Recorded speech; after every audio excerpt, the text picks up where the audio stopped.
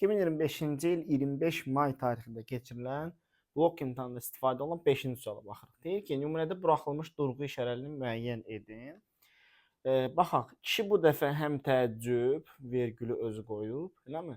Həm də heyrətlə Əhmədə müraciət etdi. Vasitəsiz nitqdə dialoq şəklində olan nə olur? Bura qoşa nöqtəmi qoyuram, eləmi? Burada tiri atıram. Artıq dırnaq işarəsindən istifadə olunmur. Ay oğul xitabdır. Xitabdan sonra vergül qoydum. Nə yaman arxayın danışırsan axı? Sənin nəyin var ki? Bax burada da mürəkkəb cümlənin tərəfləri olduğu üçün bir dənə vergül bura qoyuram.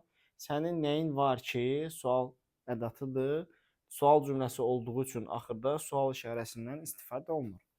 Deməli, burada nədir? Qoşa nöqtə. Nöqtə yox, qoşa nöqtə olar. Demək, B-yə baxarıq.